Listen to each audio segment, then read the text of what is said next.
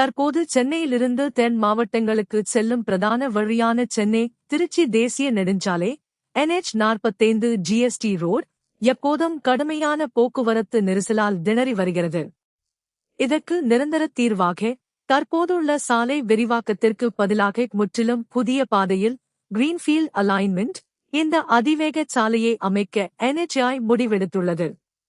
இப்புதிய அதிவேக சாலை சென்னையை அடுத்த சிங்கப்பெருமாள் கோவில் பகுதி சென்னை வெளிவட்டச் சாலை இணைப்பு பகுதியில் தொடங்கி செங்கல்பட்டு, விழுப்புரம், பெரம்பலூர் வழியாக திருச்சி வரை சுமார் 300 கிலோமீட்டர் தொலைவிற்கு அமையவுள்ளது.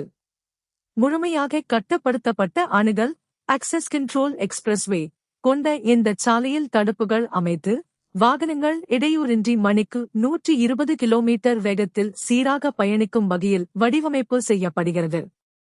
GPS கட்டண வசூல், GPS பேஸ் டோலிங் சோகஸ்மேலி, பரனூர், ஆத்தூர், செங்குறிச்சி போன்ற வழக்கமான டோல்கேட்களில் காத்து நிற்பதைத் தவிர்க்க இச்சாலையில் தானியங்கி GPS முறை அல்லது செயற்கைக்கோள் அடிப்படையிலான சுங்க கட்டண வசூல் முறை அறிமுகப்படுத்தப்படவுள்ளது.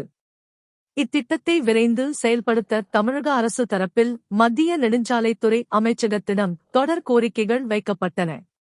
இதனைத் தொடர்ந்து விரிவான திட்ட அறிக்கை DPR இறுதி செய்யப்பட்டு சுற்றுச்சூழல் அனுமதி பெறுதல் மற்றும் பாதைக்கான நிலங்களை கையகப்படுத்தும் ஆரம்பகட்ட பணிகளை NHAI முடுக்கிவிட்டுள்ளது.